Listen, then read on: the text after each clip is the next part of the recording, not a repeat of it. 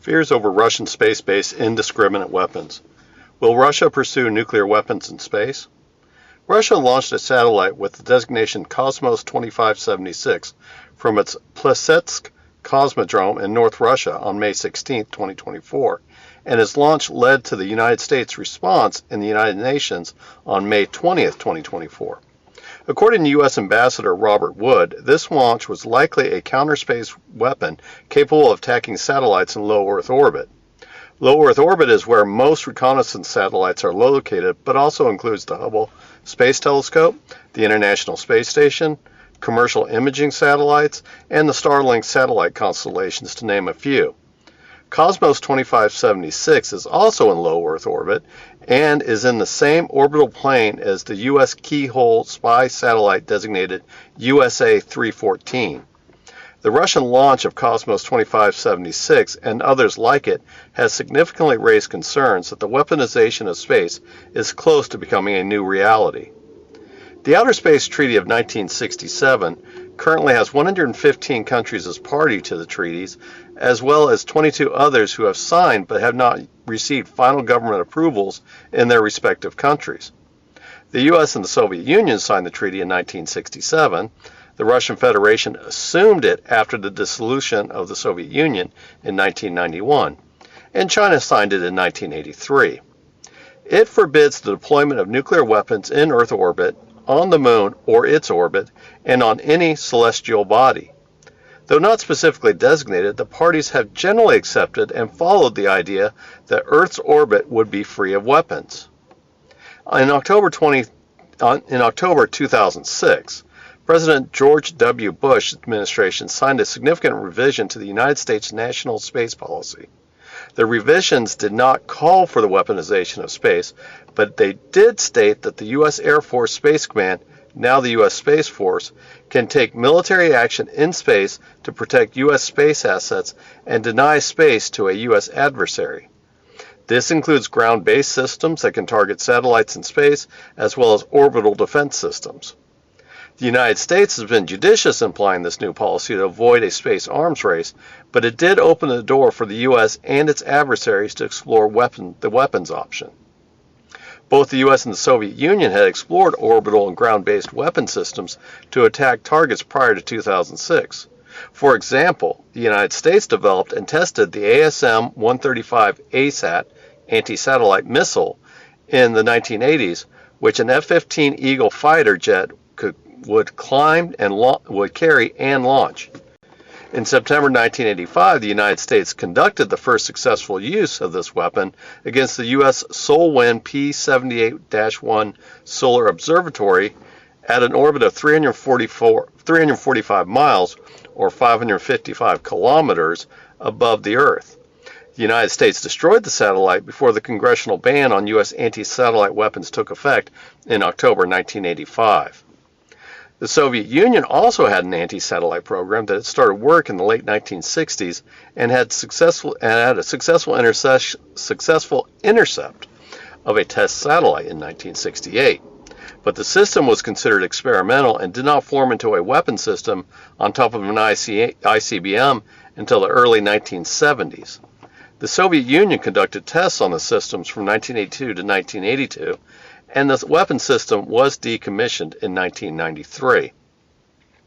The Bush administration's 2006 decision was based on the United States becoming more dominant in space and launching more and more capable satellites. These satellites had civilian applications, but more importantly to the administration, they had military applications and would need to be protected. At the time, the United States was considered the only global power, and its military had a global reach. In this global reach, the U.S. military's capabilities were heavily reliant on the use of satellite assets for not only intelligence and accurate targeting, but also communication. The current concern is that the U.S. space assets did not assume weaponization of space and therefore are potentially vulnerable to attack. The Cosmos 2576 flight is not the first of its kind, and the United States and China are considered to have performed similar missions against other countries' satellites. What is becoming concerning for the U.S. is that Russia, largely limited to being a continental power, is not as reliant on space-based systems as the U.S., nor is it capable of projecting force globally beyond its strategic nuclear weapons. This means that the U.S. systems in space are vulnerable to Russian attack and would go a long way in leveling the playing field by greatly reducing American military capabilities that are so reliant on space-based systems. The Cosmos 2576 is not considered a global threat because it can only attack one satellite, USA 314, in its orbital plane. This is concerning but not crippling, as the Russians are developing the capability to deploy nuclear-armed satellites in space. These satellites do not have to stay within the U.S. satellite's orbital plane, but instead assume positions at various altitudes in Earth orbit.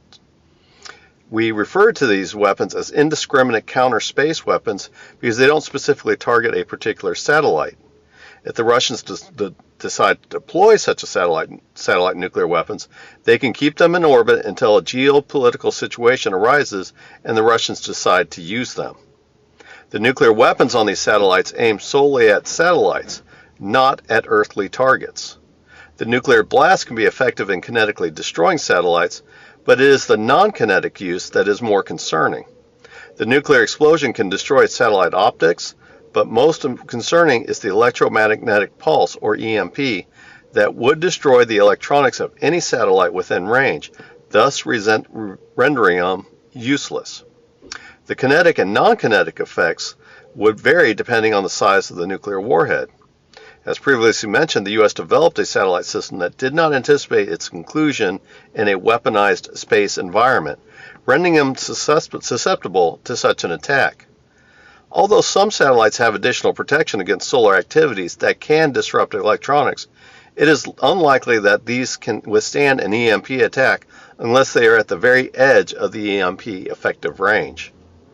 Since they rely less on satellites for their military and civilian applications, the impact of this indiscriminate Russian weapon on their satellites would not be as significant. Also, since their military routinely trains with systems that have less satellite reliance when compared to the U.S., their forces would become relatively more effective than the U.S. forces, which would have to readjust to a non-satellite based systems and targeting. This is what raises concerns for the United States about Russia's increasing boldness in weaponizing space. The deployment of non-discriminate nuclear-armed satellites would be against the Outer Space Treaty, but the U.S. has little else it can do to punish the Russians and dissuade them. This is due to the Ukraine war and the diplomatic isolation of Russia, and the sanction programs against it have used about all types of economic sanctions available to the West outside of cutting off Russian oil from the world market.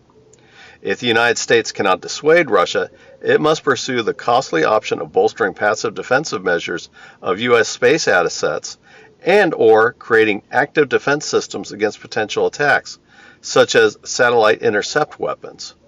A potential space arms race could commence involving China and most likely India.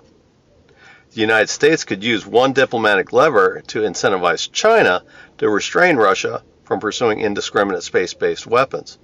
The envisioned Chinese military capability as a leading military power mirrors the U.S. system and is, therefore, reliant on space-based systems. The Chinese also built their system largely on the U.S. assumption of non-weaponization of space. If the Russians launch an indiscriminate nuclear attacks in Earth orbit, it will significantly impact both the Chinese and U.S. capabilities. The Chinese strategy to eventually project power in the first and second island chains in the Western Pacific means that it will not be a continentally limited power like the Russians.